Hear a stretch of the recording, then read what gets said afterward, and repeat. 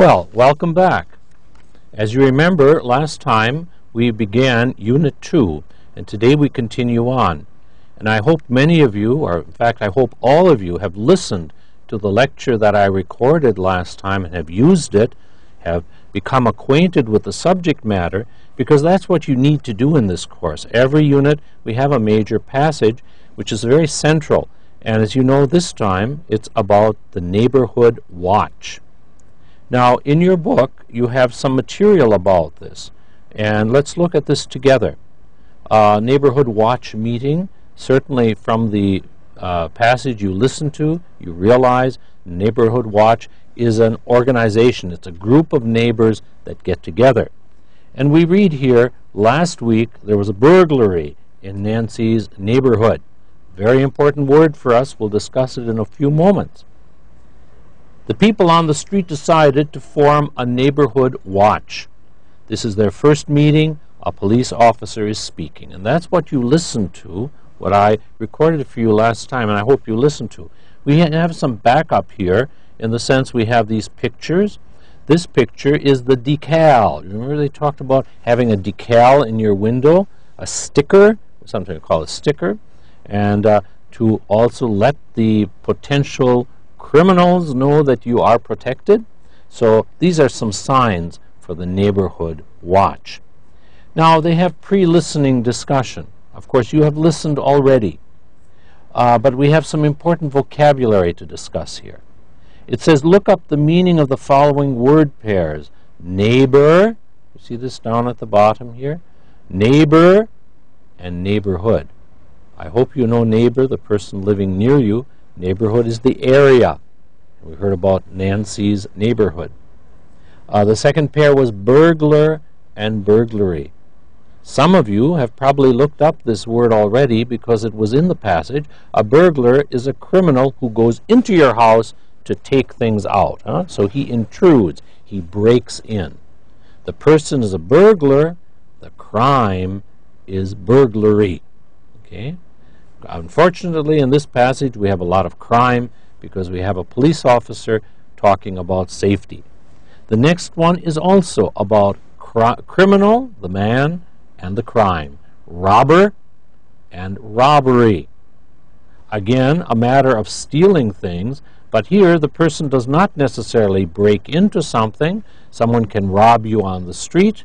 He can rob you in your backyard. He can rob you while you're riding on a train. Burglar is a particular type of robber because he intrudes into your home. Okay? So robber and robbery, as you see there in your text, robbery is the noun. Robber and robbery.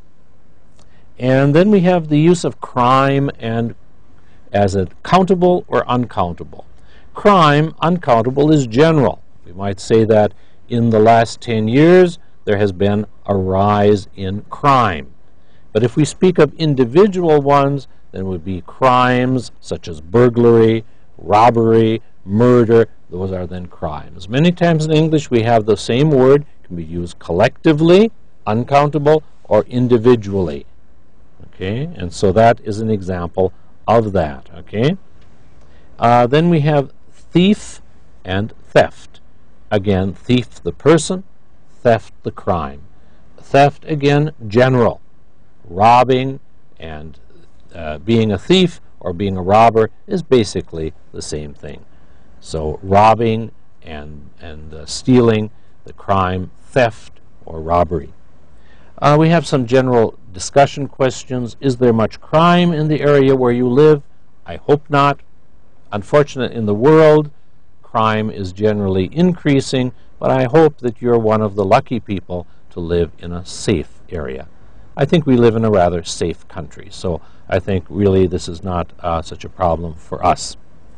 Number 3, does your area have something like a neighborhood watch?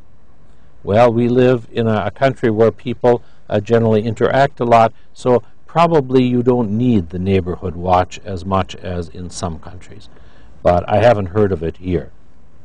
And finally, what are some things you can do to protect yourself and your home against crime? Well, most people have locks on their doors, and you heard some of the things in the passage that we'll be talking about today. These are some of the words you had in the passage. Alarm. We heard about the alarm that you have on your car. If someone tries to steal it, alarm, something which tells us there is danger. Break-in, we just talked about that. A burglary is a type of break-in. Deadbolt. Now there in the picture they show you this type of lock, the deadbolt lock, which is especially useful because the bar goes right into the wood, and it's considered to be a very safe lock. Decal, we looked at one on the previous page, a sticker, a decal. Front, back, you heard that we should have lights in front of the house, in back of the house. License, of course, if you have a car, you need to have a license for that car. Right, of course, it's the right of anyone to protect his house, and it's your right to have a neighborhood watch. Car theft, we just talked about theft and robbery. Timer, did you hear in the passage that a very good thing to have are timers on your lights? So if you're gone, the lights go on automatically. And we heard in the passage that valuables belong not in the front of the car, but in the back, in the trunk, so that people don't see them. The verbs break into, we talked about that, burglary, and of course the police officer is there to help these people prevent crime. Now the adjective violent, violent means having to do with force, usually causing injury. Now these things we talked about here, burglary and theft and robbery, usually are not violent. Nobody gets hurt, usually, but it's still a dangerous crime. And finally we have the expression to get into the habit, to do something regularly. So if we leave our homes, it's good to get into the habit of making them safe while we are gone. Now, you listened to the passage, and I hope you took my advice and you took notes on them. Now, if you did, you will have noticed that we had some statistics. A big word, but something you all know about. Statistics are numbers that give facts about a situation. Often statistics are expressed as a percentage or a fraction. For example, 30% of the students in our class are men, or people spend about 1/4 of their salaries. Now here, the exercise, looking at ways to represent these with symbols. They put the percent sign there for you, but I've supplied here some other useful devices, using numbers, number sign, using the fraction as numbers rather than writing the words, using mathematical indicators, the less than, the more than sign, equal to, increase, to go up or rise. So if the instructor says crimes have risen in the last 10 years, you don't have to try have risen, you just put up crimes, and put an arrow. Arrows are very handy in taking notes. So these are different strategies in taking down notes. Now, at the bottom of the page, this was an exercise in taking notes on statistics. This I did not give to you last time, so let's just practice it very quickly now when we're here together. And we note here, if you heard this statement, a year ago there were 48 burglaries in your area. This year it's gone up to 60 so far. The important statistic would be to see 48, we put an arrow up to 60. And so you don't have to went up or rose, you can just indicate with an arrow. This is a very easy way to get down statistics. Number 2, the number of car thefts has almost doubled. Well, if you had to write the word D-O-U-B-L, no, double, 2 times. Always try to keep your notes as concise, as small as possible. Use symbols when you can. Number 3, did you know that in half of all burglaries, 50%, the burglars enter through unlocked doors or windows? 50%, or here I wrote 60%, but whatever, notice you use the percent sign. Now, strategies. One thing that you're learning to do is to listen to longer passages. And in the longer passages, it's important to take notes.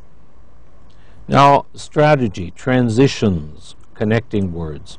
When you're listening, the speaker will use transitions such as, and then, and secondly, another. This means he's going on to some new idea. So we're going to look now at how in the passage that you listened to for today, how some transitions are very useful. Let's look at the example here. Now, I have filled in these notes for you, and you could have done this as well. Maybe you did it. I hope you did. You had the material for it. Notice the transition. First of all, this is our first topic. Lights outside the house, and notice lights inside the house. Notice those ditto marks. Very handy. Easier than writing something twice. Put ditto marks below, and then finish the new information. Then he says, all right then, the next topic. That's a transition. And notice that means a new subject. So don't continue writing across your page. This is a new item. And the new topic I want to discuss is locks. First of all, that's the first point, forget cheap locks, use a deadbolt. Also, that's a new point, special locks for windows. Notice how those transitions help you to organize your information. Then he goes to the second part of his talk. He says, okay, now let's move on and talk about. Very often, lecturers will say, all right, now we've finished that subject. Now we've done this, let's move on. When you're taking notes, you should leave a space, because that means now we have a new subject. And notice in your example here, this has been done. Okay, let's now move on and talk about car theft. How to prevent car theft. First, car and garage. What you heard was, first of all, it's a good idea to use your garage for the car and not. Notice all of that information really just says car and garage. If you want to put keep car and garage, fine. These notes are for you to get the information. So try to keep them concise and clear. The most important thing is keep valuables in trunk of car. Now, my last point, another transition, is how neighbors help each other. The main thing is watch house on vacation. Now, I didn't say neighbors watch. I think it's understood. Again, up to you, but you don't put down things you don't need. For me, it's very clear, watch house on vacation. If I'm on vacation, I can't be watching it, so I must be asking other people to watch it. Also, call police if unusual things. I didn't write unusual things happen, because if unusual things happen is just understood. And now, and one more thing, this is the final thing, put neighborhood watch decal in front window. Now, if I was taking notes, I would have just put decal, because the subject is neighborhood watch, and I think it's obvious that that is the decal we're talking about. I hope you're getting an idea of the importance of listening to get the information and also taking down notes. Our passages are getting longer. You can't just remember this information. So please remember, note-taking is a very important skill, especially in this course. Okay, let's move on then to our next area.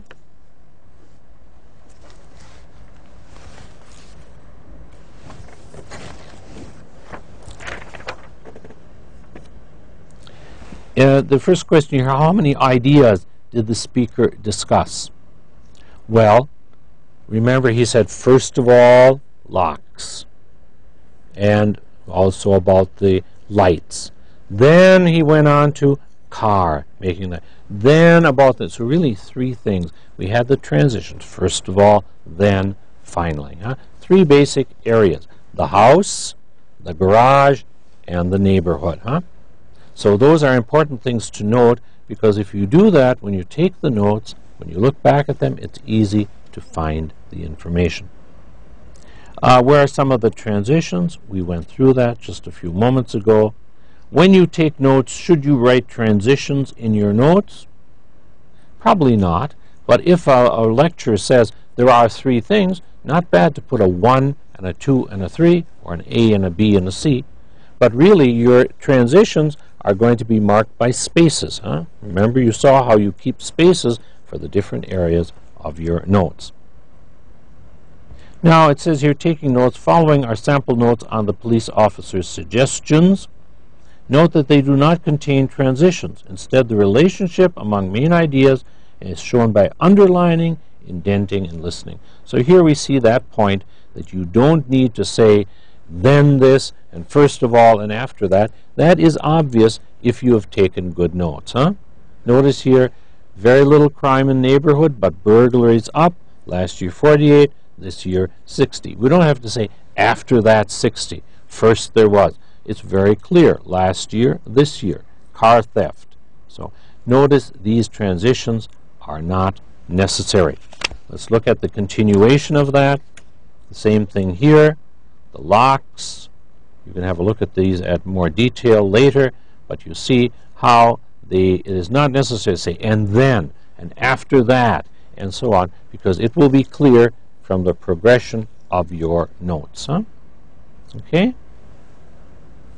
All right, that was our lecture this time. Now, I think you're beginning to see how important in this course it is that you be doing work at home, that you're listening to the lecture carefully and trying to take notes, so that when we review it, you can see how successful you were. All right, this is post-listening, discussing the lecture afterwards. Has anyone ever broken into your home or your car? Well, I don't know that. I hope not. I've had some experience myself with these types of things. In the course of a lifetime, usually there'll be something like that. What advice did the police officer give about lights? Remember, he said you need to have lights inside, and you need to have lights inside the home. Do you follow these? Well, I don't know. If you live in a crime-prone area, important to do that. How does an automatic timer work? Well, I think it's clear from our discussion. The timer automatically turns the lights on even if you're not there. So it looks like you're home even if you're not. What types of locks did the officer recommend? You remember the deadbolt, deadbolt lock. And you have a picture of it in your book. So please remember, deadbolt is a type of lock. In part 2, according to the officer, how can you prevent car theft? Do you remember that? First of all, he said, put your car in the garage. That's the first thing. All right? But beyond that, don't leave valuables in the open. Because even if someone gets in your garage, maybe he wouldn't get into your trunk. But if he sees things lying in your car, he's very likely to try and get them. What is the officer's opinion about car alarms? The officer didn't think they were very useful, you may remember. What do you think? Depends where you are. It depends how many people are around. But nowadays, many people just ignore them. They're going off so often. What is a decal? Well, you saw the picture. I'm sure some of you know, if you, for example, work for a university, usually your car, you have a decal to show you're a member of the university.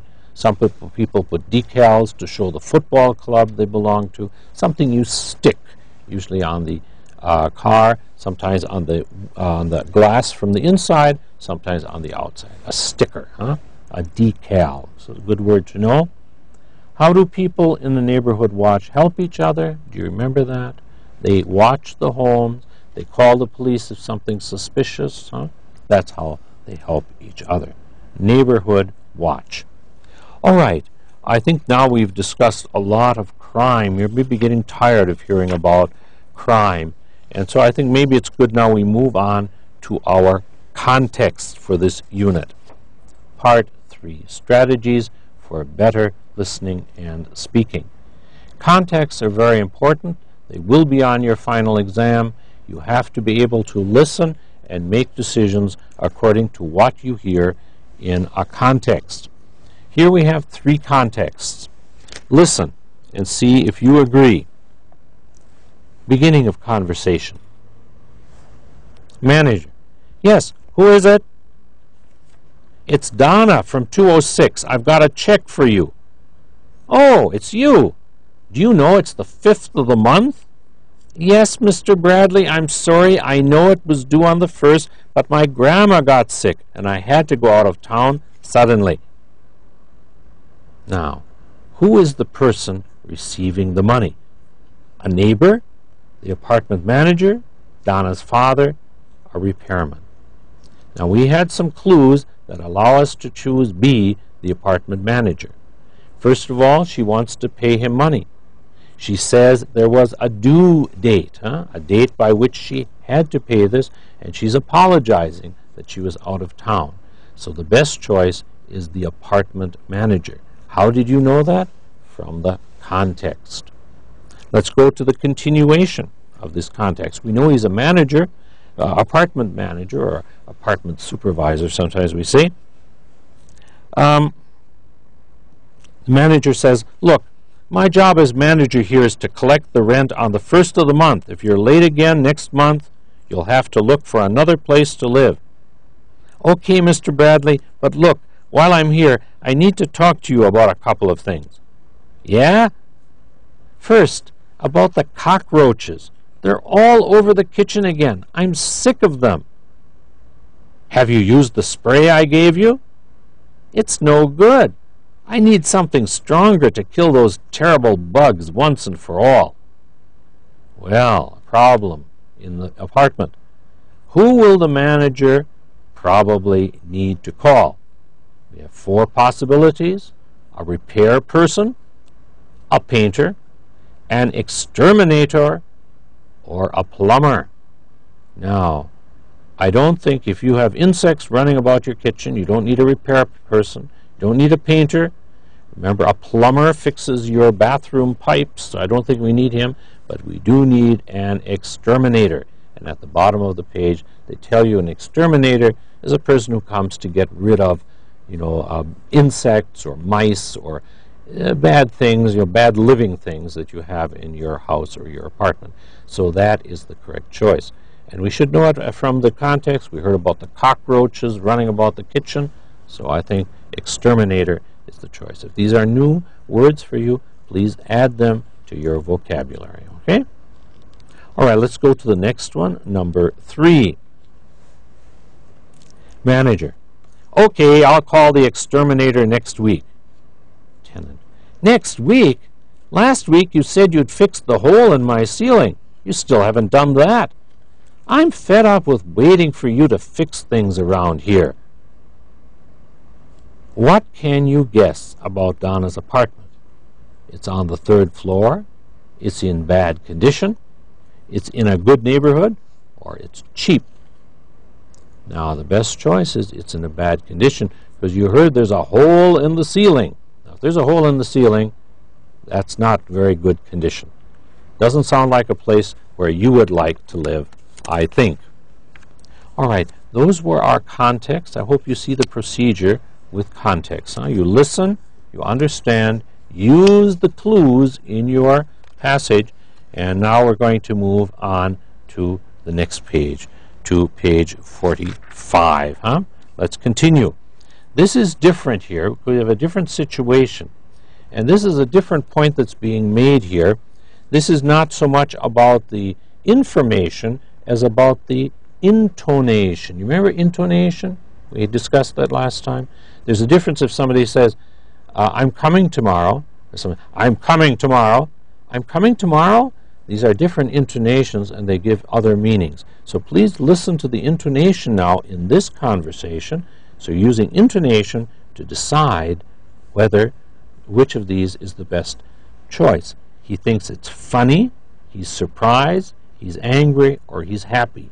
Now, these are mainly going to be indicated by intonation. So listen. Hi, Donna. What do you need this time? Hello, John. A couple of eggs. Do you mind? No, come on in. Now, what do we understand from that? What do we understand his feeling is? How does he feel? He's happy. Hello, come on in. Notice the intonation tells us it's welcoming. Now let's listen to the same conversation but with a different intonation. Hi Donna, what do you need this time? Hello John, a couple of eggs, do you mind? No, come on in. No, come on in. Huh? Aha. So from this we know he's annoyed with Donna. Huh? He's not worried, certainly not happy, he's not surprised. So you again? Huh? Come on in. Huh? Come on in. Come on in. Huh? Different intonation, different meaning. Language is not only words, not only sounds, it's also intonation. Huh? So please keep that in mind. Now we have an interesting point about context on this page here about relationships between people. The way people address each other in North America can give clues about their relationships, or for example. Now, this is true here, everywhere in the world, but we're looking at English examples. Now, in a very formal situation, it's polite to use the titles sir and ma'am when you're talking to an older person or someone important. With adults you do not know well, it's correct to use a title with the person's last name, for example, Ms. Adams or Dr. Snow.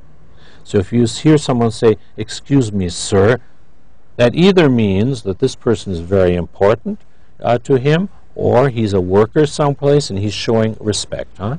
And also you show respect by putting the title before someone's name, Mr. Johnson, Dr. Johnson. So this is formal. On the other hand, two people who are equal in age or position, who are meeting in a casual situation, usually use each other's first name. Hello, Jack. Hi, John. Hi, Dave. So if you hear people talking like that, you know that's not formal. You know that they are friends. Huh? That's a friendly indication. People in close personal relationships often use pet names to address each other. Married people, children to parents. You maybe have this here. We have many times they call a little boy, they'll call him Junior or Chuck or Bud, and that shows even more intimacy. Huh? Okay, so these are all, again, giving you the idea, language is not just that system of words, how it's used. Huh? So these are indicators you should know about. On the next page, we come to expressing frustration. In our context, we heard some frustration. Remember Donna, when she was talking about her apartment, she said, I'm fed up with. Huh? So here are some words to express frustration. Frustration is meaning you're disappointed, things don't happen. You want something, but you don't get it. Now, life is full of frustration, but sometimes it's worse than others. Frustration is what people feel when they cannot get what they want, even after many tries. For example, imagine that your neighbor's dog wakes you up every night. You complain to your neighbor many times, but the situation does not improve. In this situation, you would feel frustrated. Here are some forms you can use to indicate you're frustrated. I'm fed up with. I've had it with. I'm sick of it. Huh? So please, if these come in our conversations, please understand these show frustration.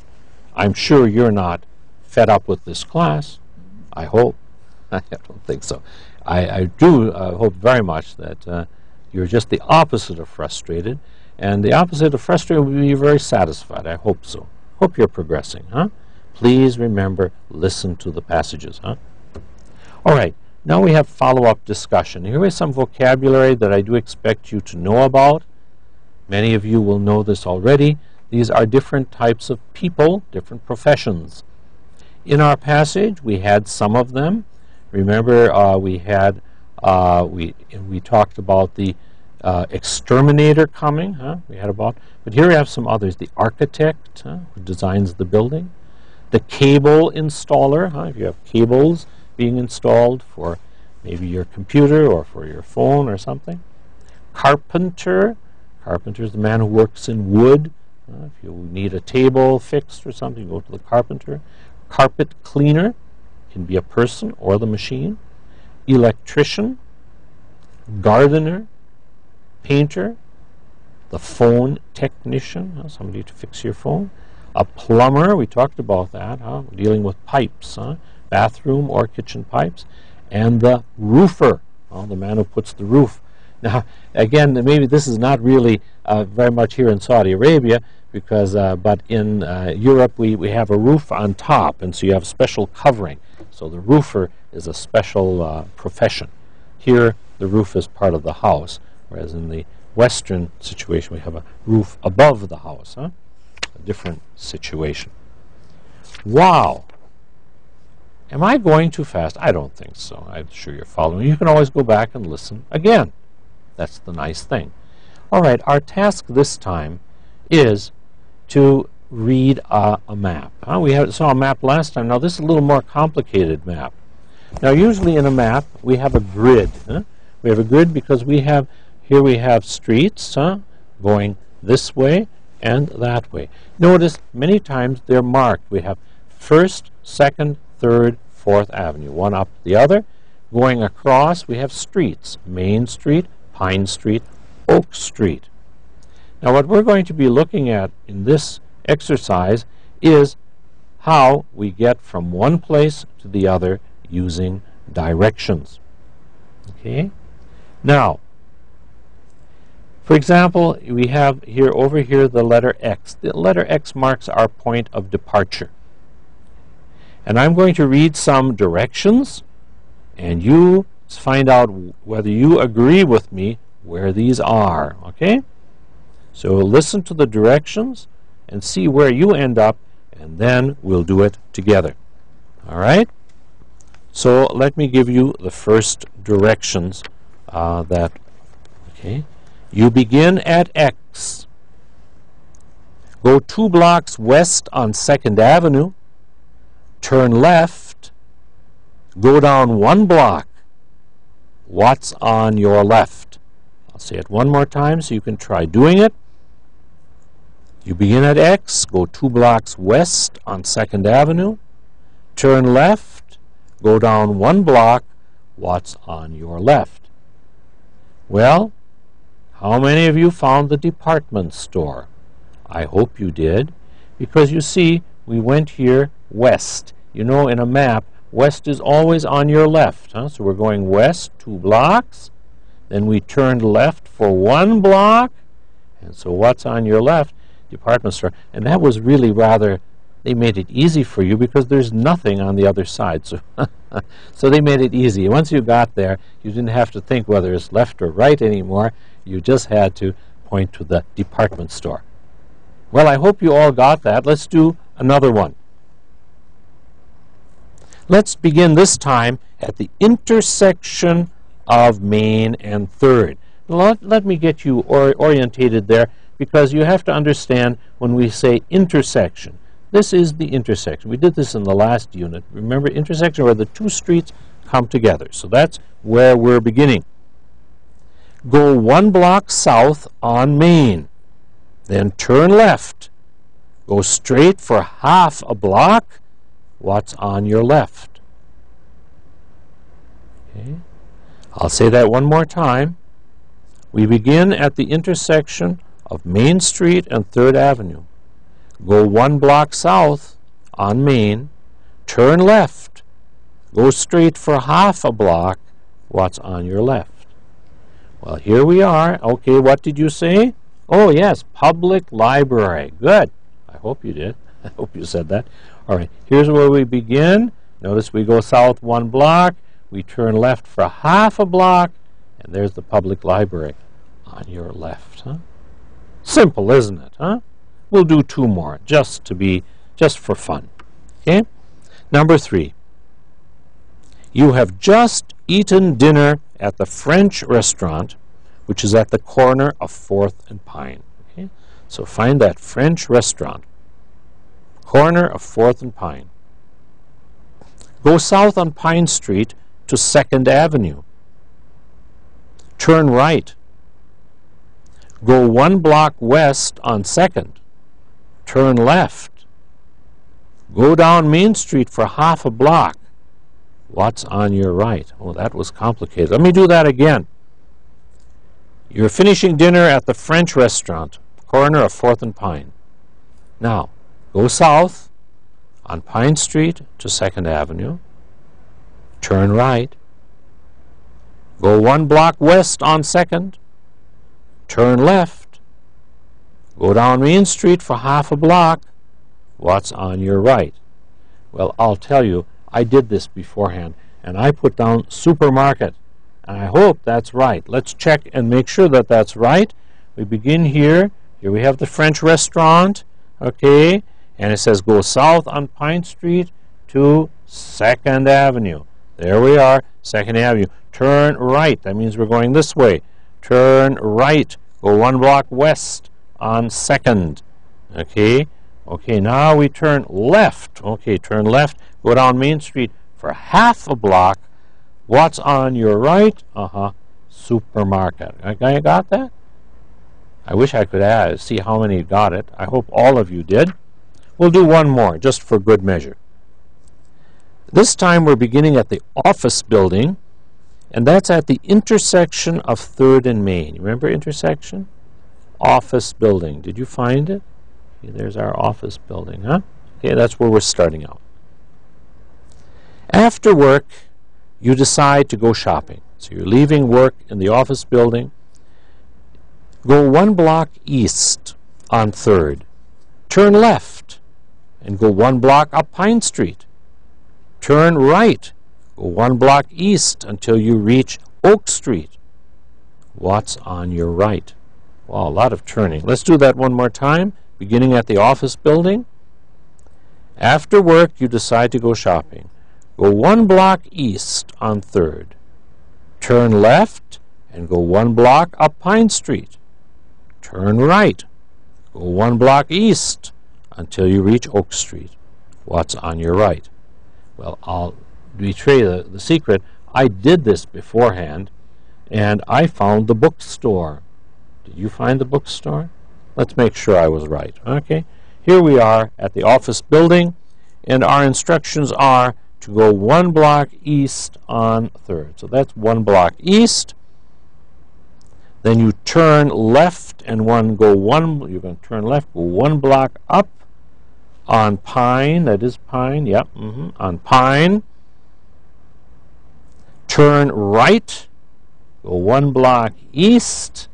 And what's on your right? Well, yep, that is the bookstore. I was right. I'm sure you were too. Well, now I've got you to the bookstore. Not only have I got you to the bookstore, but I've got you to the end of this unit. Now, I hope you enjoyed it. And I want you to, again, remember, listening requires repetition. So please go back to your passage, get well acquainted with it, and please go back and review what we do, huh? Okay? Thank you very much. That is the end of Unit 2. But we'll have another unit very soon. Thank you. Goodbye.